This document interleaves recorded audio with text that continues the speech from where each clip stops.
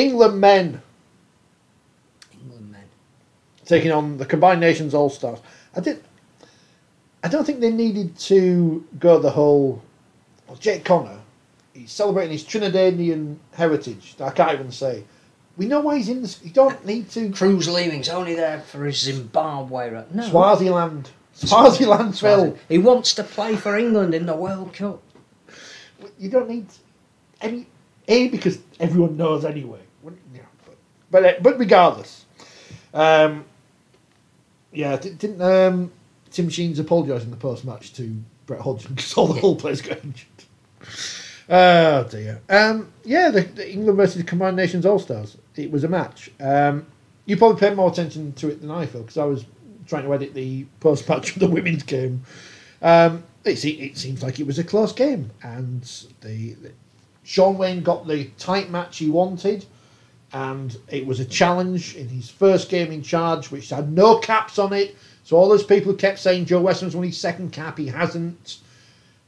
You know, Scully's apoplectic. He was texting everyone he knew saying, if they get caps, I want my 50th. I know you've read his column today, and he's obviously not well, but no one's got any extra caps. We will try and get him that 50th cap somehow. But no one got any caps. That's all right. As a thing, as a concept, England needed a game. We'd prefer they played a proper team. They decided to go down this route.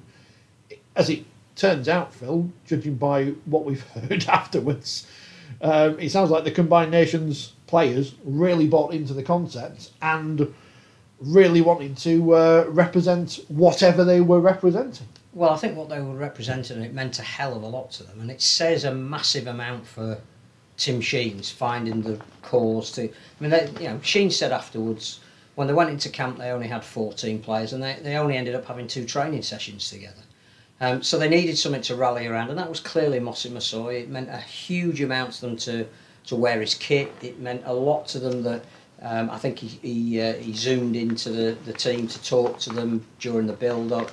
He was there at the game. Sometimes when you need a cause, there's no better cause than that. There were a couple of players that were, sounded out as to maybe whether they could go back to their clubs when it was so difficult to get a team together in the first place. And they said, no, what's happening is really special, and want to be part of that. And you looked at some of the players that then backed up on Sunday for Leeds. I'm only saying that because that was the only game that they backed up in. All 4 of them were particularly the 2 that played for the Combined Nations All-Stars. Cruz Leeming, I thought, was very good in the second half when he came on. Played the full 80 minutes on Sunday, but he wouldn't have dreamt of not playing on the Friday night for that cause and to show where he is, even if it's to Shaun Wane in the opposition. I'm not sure what we could have expected when Lomax and Walmsley pulled out during the week, when you haven't got any of the NRL players for England coming over. It's not the full England squad that would be playing in a World Cup if it kicked off tomorrow. That's why I'm assuming Morgan Knowles played at prop when... Well, the only strange thing about that is Shaun Wane saying, I'm only going to pick players who are in their rightful position, and then he picks a loose forward at prop, which seemed odd. There were a couple of standout performances. I thought Tom Davis did all right on his debut, and the story of him driving to the game in a separate car from Sam Tompkins just showed their commitment. I thought Michalewski was really good, the Polish Englishman. Knowles played very well.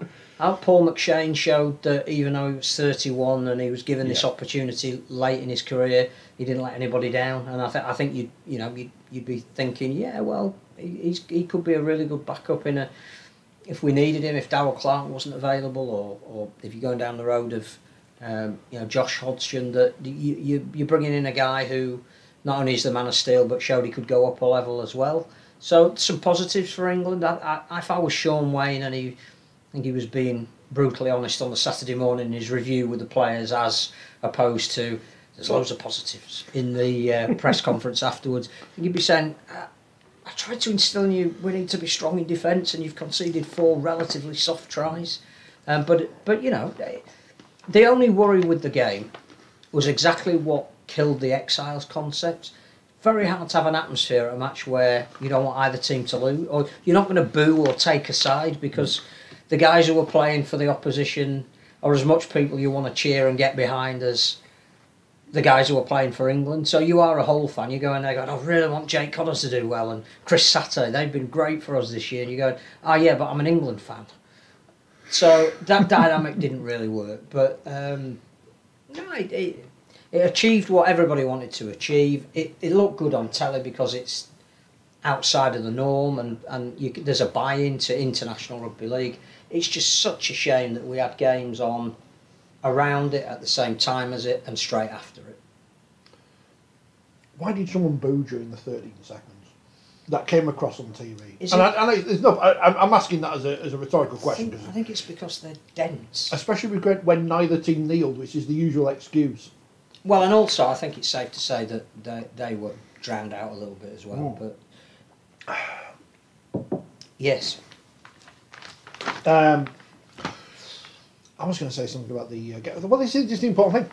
It was on both 5 Live and TalkSport, wasn't it? The game, because the RFL picked a blank weekend in the Euros to play it, or blank Friday rather, and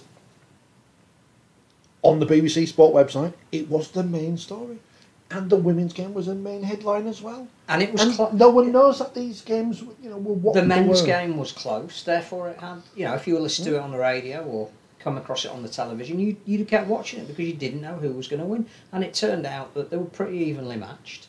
The difference, as we said, was a penalty just before half-time. And everybody bought in and committed to it. And that's great. It's just we shouldn't then exploit them by expecting them to play again. And you look at the fixtures this week and you just shake your head and go, it cannot be right. So where Paul McShane may have done his chances no harm of being in Shaun Wane's final, however many men's squad they were allowed for the World Cup. I don't know how many it is. It's like you don't win the Super League title in April. You win it in October. Especially if you wait until you finish 5th. In the rain at Old Trafford when you lead. But some players may well have played their way out of the thoughts of Shaun Wane based on one performance. Well, you can decide at home, and not like you're Shaun Wane. And I also think as well that in some of those positions, it's fairly obvious where those who played on Friday probably won't figure further down the line. But no, it was a competitive. Reece Lynn, your very own Reece Lynn, who I think Reece Lightning, if they were going to draw up, let's say, 22 players to be in a World Cup game tomorrow, may not be in it if everybody's fit. Did really well. He'd be on the probables this morning. Yeah. Possibles.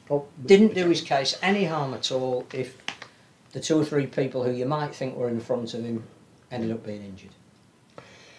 Anyway, it was all a waste of time because it wasn't in the papers. So that was England versus the All Stars, which may well be back or not. Who knows? I don't know. Would you have it? But there's no point in saying would you have it back again as a concept, because we're in favour of playing actual internationals against actual teams. So it's not that the concept with caps. It's not that the concept in and of itself is a bad one. It's just we prefer a different one. I think, again, you've got to look at history and say, why did the Exiles not work? And it didn't work because by the end of it, it wasn't a contest. So this is a one-off in a, hopefully, World Cup year. It worked.